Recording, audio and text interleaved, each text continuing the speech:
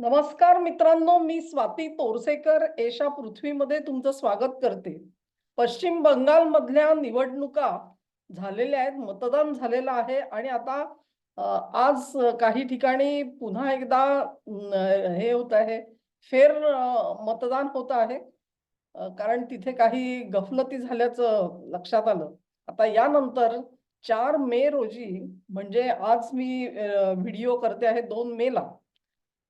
आणखी एक दिवस मध्ये आहे. त्यानंतर बंगालचं भवितव्य काय असणार आहे ह्याची आपल्याला चुणूक मिळणार आहे. एक आशादायी चित्र सर्वांनीच रंगवलेलं आहे.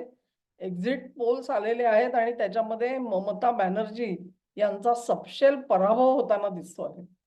आणि ही जी घटना आहे ह्याच्यामुळे काही गोष्टींकडे मला तुमचं लक्ष वेधून घ्यायचं आहे. ममता दीदींचा रथ जो आहे ना, त्या रथाला 2 चाकं होती. त्या 2 चाकांमधलं एक चाक निखळून गेलेलं आहे आणि दीदींचा रथ हा एका चाकावरती चालत होता आणि त्याच चाकावरती आपण जिंकू सुद्धा, अशी त्यांना निदान सुरुवातीला तरी आशा होती.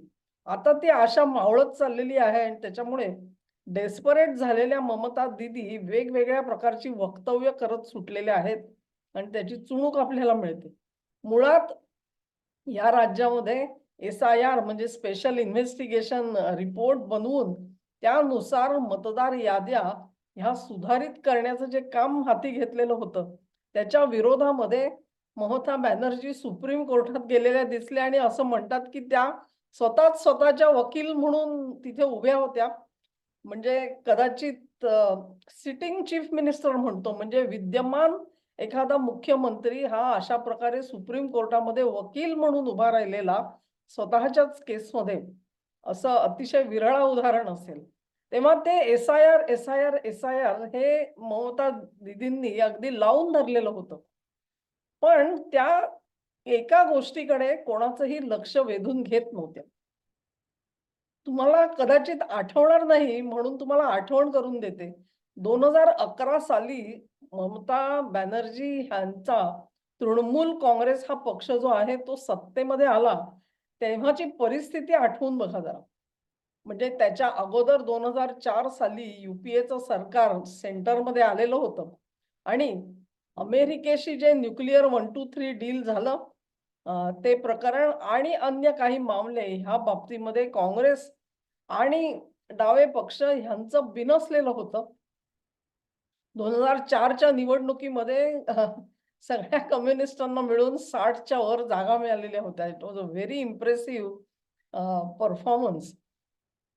पण पंगा घेतला आणि वारंवार युपीए सरकारला सुद्धा हे लाल लोक जे आहेत ते अडचणीत आणतात. हे जनतेने बघितलेलं होतं आणि त्यामुळे 2009ला ज्या इलेक्शन झाल्या त्याच्यामध्ये लाल पक्षांचा पूर्णपणे लोकांनी पाडाव केलेला आपल्याला दिसला. म्हणजेच त्यांनी ज्या एक प्रकारे पंगा घेतलेला होता युपीए सरकारशी केंद्रामध्ये, तो त्यांना महागात पडलेला होता. यानंतर काँग्रेस असती, ती काय भाजपसारखी काय वेळ जास्त घालवत नाही. त्यांनी 2011च्या विधानसभा निवडणुकीमध्ये ह्या सगळ्याचा बाजा वाजवायचं ठरवलं. आणि आता ममता बॅनर्जी ज्याच्या विरोधामध्ये ठणाणा बोंबा मारून सांगतायत आपल्याला, हीच परिस्थिती 2011ला होती. फक्त प्रश्न एवढाच होता, की त्यावेळी 2011ला सी-पी-एमचं सरकार होतं आणि त्याला खाली पाडण्यासाठी ममता बॅनर्जी ह्यांच्या सोबत तत्कालीन युपीएचं केंद्र सरकार उभं होतं. आणि त्या केंद्र सरकारचा ह्यांना जर का सहयोग नसता, तर सी-पी-एमनी जे इकोसिस्टम तयार केलेली होती पश्चिम बंगालमध्ये, ती मोडून काढणं ममता बॅनर्जींना इतकंसं सोपं झालं नसतं. ममता बॅनर्जी यांनी तृणमूल काँग्रेस हा पक्ष जो आहे तो त्या मूळच्या काँग्रेसच्या त्याच्यातून बाहेर पडल्या आणि राग कसला होता, तर पश्चिम बंगालमध्ये वर्षानुवर्ष काँग्रेसनी स्वतःच्या पक्षाकडे दुर्लक्ष केलं आणि सतत सी-पी-एमच्या सोबत काँग्रेस राहिली. त्याच्यामुळे काँग्रेसचं पश्चिम बंगालमध्ये नुकसान झालेलं आहे, तेव्हा स्वतंत्रपणे काँग्रेस तिथे उभी राहावी ह्या इच्छेने ममता बॅनर्जी यांनी तृणमूल काँग्रेस काढलं पक्ष आणि त्याचा जो विकास झाला तो आपण बघितला. 2011च्या निवडणुकीत आज ममता बॅनर्जी ज्या गोष्टीला दडपशाही म्हणता आहेत, त्याच सगळ्या गोष्टी त्यांच्यासाठी, त्यांच्या फायद्यासाठी तत्कालीन केंद्र सरकारने 2011 साली केल्या नसत्या, तर ममता बॅनर्जी कधी सत्तेमध्ये येऊच शकल्या नसत्या. त्यानंतरचा काही काळ गेला. 14 साली नरेंद्र मोदी सत्तेवरती आले आणि त्यांनी कधीही कुठल्याही राज्य सरकारशी म्हणजे दुसऱ्या पक्षाचं जरी असलं, तरी देखील दुजाभाव ठेवलेला नव्हता. एक प्रकारे त्यांना मोकळीक दिलेली होती. नरेंद्र मोदी तर नेहमी म्हणून दाखवत होते, देशाचं काम आहे. तुम्ही करणार असाल तर केंद्र सरकार तुम्हाला सहयोग द्यायला तयार आहे. पण ह्यांना मुळी सहयोग घ्यायचाच नव्हता. कारण 2011 साली ज्या तत्वांच्या उबड्या घेऊन ममता बॅनर्जी सत्तेवर आलेल्या होत्या, ते जे फॅक्टर्स होते त्यांना दुर्लक्षणं किंवा त्यांना मझधार सोडून देणं हे बॅनर्जींना परवडणारं नव्हतं. आणि त्यांच्या रथाची जी 2 चाकं मी म्हणते, त्यातलं एक मोठं चाक होतं ते नक्षलवादाचं आणि दुसरं जे चाक होतं ते इस्लामिक कट्टरपंथाचं. आता हळू करत अमित भाईंनी एक लक्ष ठेवलेलं होतं स्वतःसमोर आणि संपूर्ण देशामधला नक्षलवाद हा संपुष्टात आणायचा असा पण करूनच ते जणू रणमैदानात उतरलेले होते आणि त्याचा आज परिणाम आपल्याला दिसतोय. संपूर्ण देशामध्ये असं म्हटलं जायचं की जवळजवळ 450 जिल्हे हे नक्षलग्रस्त होते. आता ताबडतोबीने लोक मला काही फिगर्स देतील की नाही ही फिगर जी आहे ती 160 ते 170 आहे फक्त. तर मी त्यांना असं सांगू इच्छिते की ज्या जिल्ह्यांमध्ये हिंसा होत होती, असे किंवा घटना ज्या घडत होत्या ते 170 जिल्हे असतील. पण नक्षलवाद जिथे-जिथे फोफावण्याची परिस्थिती निर्माण झालेली होती, असे जवळ-जवळ 400 ते 450 जिल्हे होते असं म्हटलं जातं. काही जण ती फिगर 300 पर्यंत सांगतात. त्यातला फरक काय आहे तो लक्षात घ्या. नक्षलवादी ज्यावेळेला एखाद्या प्रदेशामध्ये काम करायला सुरुवात करतात, त्याचा संपूर्ण सर्व्हे घेतात. कुठली जमीन आहे, पिकं कुठली घेतली जातात, कोणाची मालकी आहे, जातीवार रचना काय, इन्कम काय, इथपासून सगळी अगदी डिटेल माहिती त्यांच्याकडे असते. आणि ह्या माहितीचा वापर करून ते पहिल्यांदा काय करतात, तर तिथली जी सारा वसुली जी असते, ती आपल्या ताब्यात घेतात. राज्य सरकारला कुठलाही कर त्या भागातून मिळणार नाही अशी व्यवस्था करतात. गावागावामध्ये आपले कांगारू कोर्ट्स तयार करतात. जेणेकरून नागरिकांनी पोलीस पाटलाकडे जाऊ नये किंवा न्यायालयामध्ये जाऊ नये, अशा प्रकारची आपली व्यवस्था पहिली इम्प्लिमेंट करायला सुरुवात करतात. ज्यावेळेला आपले अरुण शौरी हे केंद्रामध्ये मंत्री होते, त्यांनी एक पुस्तक लिहिलं होतं आणि त्याच्यात त्यांनी म्हटलेलं होतं, की एखाद्या जिल्ह्यामध्ये नक्षलवादाची लागण झाली का नाही, हे जर का तुम्हाला बघायचं असेल, तर तिथे हिंसाचार जो आहे तो खूप सरते शेवटच्या स्टेजला तुम्हाला बघायला मिळतो. पण पहिली स्टेज ही असते, की सरकारला कराचं उत्पन्न मिळायचे प्रकार बंद होतात आणि जे नागरिक आहेत त्या नागरिकांना कांगारू कोर्टामध्ये जाण्याची नामुष्की येते. तेव्हा इथून नक्षलवादी आपलं ऑपरेशन जे आहे ते सुरू करत असतात. असो तो भाग एक वेगळा आहे. पण अमित भाईंनी हे ठरवलेलं होतं, की अशा प्रकारे ह्या सगळ्याचा ताबडतोबीने बिमोड करायचा आणि एक लक्ष ठेवून आणि अत्यंत सुनियोजित असं ऑपरेशन त्यांनी चालवलं. आता त्यांनी सांगितलेलं आहे, की 2026 किंवा 27च्या मध्यापर्यंत हा प्रश्न निकालात काढलेला गेलेला असेल. तेव्हा नक्षलवाद हा काय करत होता लक्षात घ्या.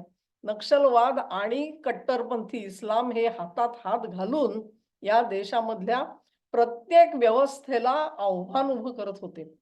अ, तुम्हाला खरं वाटेल की नाही माहिती नाही मला, पण ममता बॅनर्जी या नंदीग्राममधून उभ्या राहायच्या आणि नंदीग्राममध्येच त्यांना मला वाटतं 2021 साली शुभेंदू अधिकारी यांनी तिथेच हरवलेलं होतं. आणि मग नंतर त्या भवानीपूरमधून जिंकून आल्या. तर हे नंदीग्राम, सिंगूर आणि टाटांची फॅक्टरी आणि तिथे चालवलेला लाल लोकांनी चालवलेला सगळा बहिष्कार, बायकॉट या सगळ्या गोष्टी आठवत असतील तुम्हाला. आणि तो काळ पण आठवून बघा. तो जो काळ होता तिथे ज्या सभा घेतल्या जायच्या लालगडच्या परिसरामध्ये जेव्हा ममता बॅनर्जींनी सभा घेतली म्हणजे नक्षलवादाचं केंद्र मेदिनीपूर जिल्हा म्हणजे काय हे तुम्हाला अजून सुद्धा इंटरनेटवरती सर्च मारा म्हणजे तुम्हाला तिथल्या नक्षल कारवायांची माहिती मिळेल. तसंही बघितलं तरी पश्चिम बंगालमध्येच नक्षलबारी हे गावच मुळी पश्चिम बंगालचं आणि त्याचा उदय मुळात पश्चिम बंगालमध्येच झालेला होता. पण अमित भाईंनी ही जी कन्सिस्टंटली मोहीम चालवली त्याच्यामध्ये नक्षलवादाचा प्रभाव हा संपूर्ण देशातून कमी करण्यामध्ये त्यांना आज यश आलेलं आहे. मोठमोठे नक्षल नेते जे आहेत ते आज शरण येताना दिसतात आणि ते शरण येऊन नॉर्मल जनजीवनामध्ये स्वतःला गुंतवण्याचा प्रयत्न करत आहेत. वेगवेगळे जे शरण येतात खुद्द आपल्या महाराष्ट्रामध्ये देवेंद्र फडणवीसांनी गडचिरोली जिल्ह्यामध्ये जी मोहीम हातामध्ये घेतली, तिला अतिशय नेत्रदीपक यश आलेलं आपण बघितलेलं होतं. तीच अवस्था आज पश्चिम बंगालची सुद्धा आहे. तेव्हा ती लालगडची सभा जी मी म्हणते, त्या लालगडच्या सभेमध्ये तुम्हाला आठवणार नाही कदाचित त्यांच्या बरोबर स्टेजवरती त्यावेळेला आमच्या समाजवादी लढाऊ नेत्या म्हणा तुम्ही मेधाताई पाटकर ह्या जशा स्टेजवरती होत्या तसेच एक ते स्वामी अग्निवेश तुम्हाला आठवतात का हो ते स्वामी अग्निवेश हे गायबच झालेत कुठेतरी म्हणजे ते त्या केजरीवाल मुवमेंट मध्ये वगैरे सुद्धा स्टेजवरती चमकणार काय नेमके करत होते माहिती नाही थोडस एक वलय आहे त्या सगळ्या नावाभोवती. ते तर आता गायबच झालेले. हे दोघे जण दीदींच्या सोबत स्टेजवरती विराजमान होते आणि तुम्हाला कदाचित कल्पना नसेल, पण लालगडच्या त्या सभेमध्ये किती नक्षलवादी वावरत होते आणि त्यांचा वर्चस्व होता, ह्याची कथा तुम्ही कदाचित ऐकली नसेल. पण त्या सभेमध्ये किशनजी नावाचे जे माओवादी नेते होते, जे पुढे ममता बॅनर्जींनीच त्यांना ल्युअर करून एका ठिकाणी आणलं आणि त्यांचा एन्काउंटर घडवून आणला. ते किशनजी त्या सभेमध्ये उघड-उघड वावरत होते. नक्षलवादी नेते हे खरे म्हणजे लपून-छपून जंगलामध्ये राहणारे. तिथे आतपर्यंत राहतात आणि त्यांच्या आदेशानुसार खालच्या तुकड्या काम करत होत्या आणि हिंसाचार घडवून आणत होत्या. पण ममता दीदींच्या सभेमध्ये उघड-उघड कुठलाही कॅमोफ्लेज न घेता किशनजी जर का वावरत असतील, तर तुम्ही कल्पना करा लालगड मधली परिस्थिती तेव्हा काय होती ते. आणि बुद्धदेव भट्टाचार्य जे आहेत, ते एक प्रकारे वॉर्न करत होते, परंतु जनता ऐकण्याच्या मनस्थितीत नव्हती. कारण सी सुद्धा इतक्या प्रकारे जनतेला नाडलेलं होतं, की त्यांच्यापासून मुक्ती मिळवणं हीच जनतेला मोठी गोष्ट वाटत होती आणि म्हणून त्या सगळ्या लाटेवरती आरूढ झालेल्या ममता दीदी तेव्हा निवडून आल्या आणि मुख्यमंत्री पदापर्यंत पोहोचलेल्या होत्या. तेव्हा नक्षलवाद्यांची साथ नसती. ते एक चाक आणि दुसरं चाक हे कट्टरपंथी इस्लामचं होतं. या दोन चाकांवरती आरूढ होऊन त्या सत्तेपर्यंत पोहोचल्या होत्या. तेव्हा त्या शेवटपर्यंत त्या फोर्सेसशी जर का प्रामाणिक राहिल्या नसतील तरच नवल होतं मित्रांनो. आता परिस्थिती जी बदललेली आहे त्याच्यामध्ये हे एक चाक तर पूर्णपणे निखळून गेलेलं आहे. ज्या रथाचं एक चाक निखळून गेलेलं असेल तो रथ भरधाव कसा जाऊ शकेल?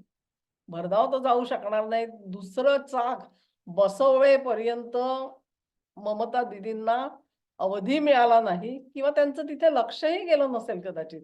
त्यांना असं वाटलं असेल, की माझ्या रथाचं एक चाक अजूनही मजबूत आहे आणि त्याच्या जोरावरती मी बाजी मारणार आहे म्हणून. तर घोडा मैदान जवळ आहे. 4 मे म्हणजे हार्डली 48 तास राहिलेत असं आपण गृहीत धरू. ह्याच्यानंतर जे रिझल्ट येतील त्याच्यामध्ये तुम्हाला दिसून येईल, की ते जे एक चाक निखळून पडलं ना, त्याची किंमत ममता बॅनर्जींना मोजावी लागलेली आहे. हा व्हिडिओ तुम्हाला आवडला असेल अशी आशा करते. तुम्हाला आवडला असेल, तर ही लिंक शेअर करा, व्हिडिओला लाईक करा, चॅनेलला सबस्क्राईब करा आणि सहकार्य असंच चालू राहू द्या. नमस्कार.